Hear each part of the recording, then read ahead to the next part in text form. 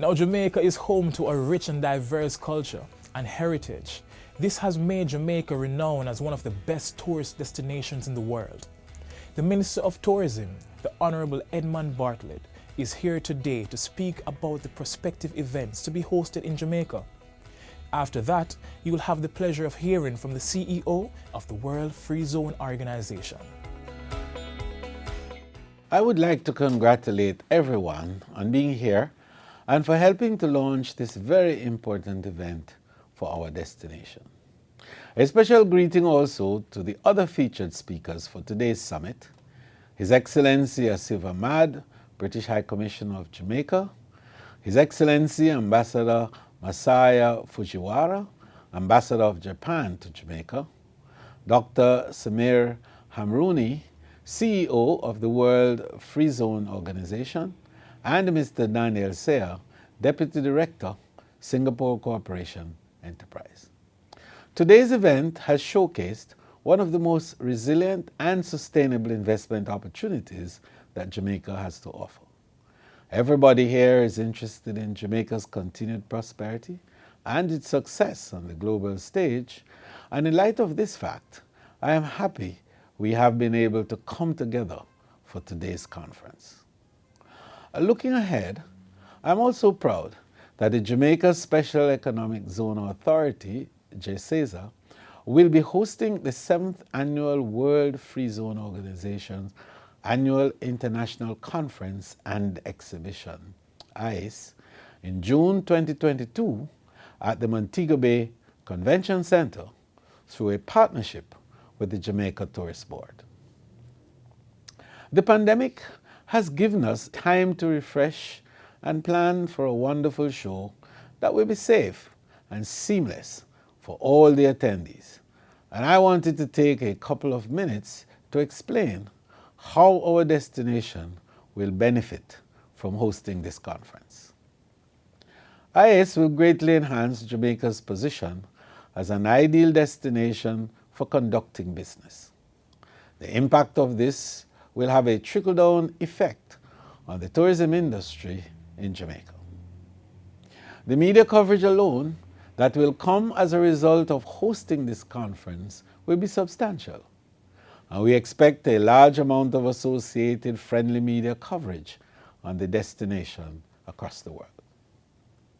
IACE itself is projected to draw more than 1,500 delegates during the 5-day conference. Attendees of the conference are expected to represent owners and operators of more than 3,000 zones from 120 countries. This direct economic impact of hosting this conference will be significant for Montego Bay and our tourism partners in the region, with an impact expected to approach some $5 million. The Jamaica Tourist Board, JTB, will also be front and center throughout this conference and will play an integral part in both local and regional promotions for ICE. Given the high-profile attendees of this conference, we will have the perfect opportunity to position the destination and the JTB to a captive audience. As a thriving and progressive destination with a fast-growing reputation as a major center for investment and business, Montego Bay's reputation will be further enhanced as one of the key business traveler destinations in the Caribbean. This conference will also serve as a boon to the MICE, that is Meeting, Incentive, Convention and Exhibition industry in Jamaica, which will greatly benefit the island's tourism sector. Although the last year has been challenging for planners across the world, the MICE industry remains a profitable and central part of business-related tourism, especially here in Jamaica. By 2025, the MICE industry is projected to grow to more than $1.4 trillion into a global industry, accounting for 30% of hotel revenues. The IS conference will therefore serve as a bridge towards normalcy in the destination for the MICE industry. As I mentioned earlier, next year's conference will be held at the Montego Bay Convention Center, which is a world-class venue for hosting an international conference.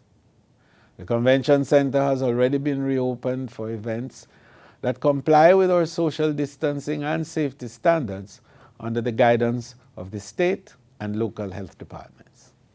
Modifications have been made to keep audiences safe now and into the future. We have worked in tandem with the Ministry of Health and Wellness to redesign this venue to host events of this nature, including virtual setups, built-in physical distancing measures, and comprehensive temperature and health screenings for all attendees. The growing reputation of this spectacular venue has led to increased interest on the part of planners who are now sourcing Jamaica as a potential destination for large groups.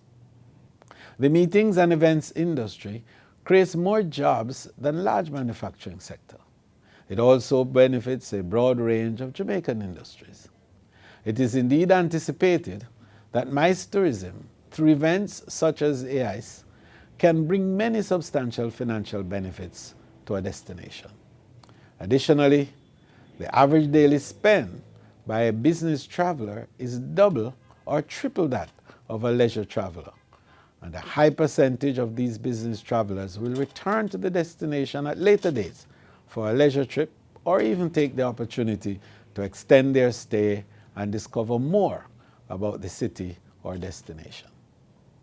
Through investments in our destination, we will see the tourism sector continue to thrive. I want to take this opportunity to say to the participants of this conference that Jamaica has invested in robust infrastructure to increase their health and safety within our destination. Jamaica has been among the early leaders in our commitment to protecting the health and well-being of our visitors and citizens alike through a new innovative program we call Jamaica Cares, which in fact means that we are COVID secure, we are authentic, we are resilient, we are engaged, and we offer a seamless experience. What Jamaica Cares does is to anticipate this new demographic called Generation COVID, dubbed by Jamaica as Generation COVID, Gen C for short. And these are the new demographics that will collapse the existing baby boomers and millennials and Generation Y and Z into one drivers of COVID secure destinations. And Jamaica has taken the steps to be COVID secure in all its forms. So here in Jamaica, our COVID-19 health and safety protocols and world-acclaimed resilient corridors are working, and you will attest to that when you arrive. We look forward then to giving you a warm island welcome next year at the IS conference. See you there.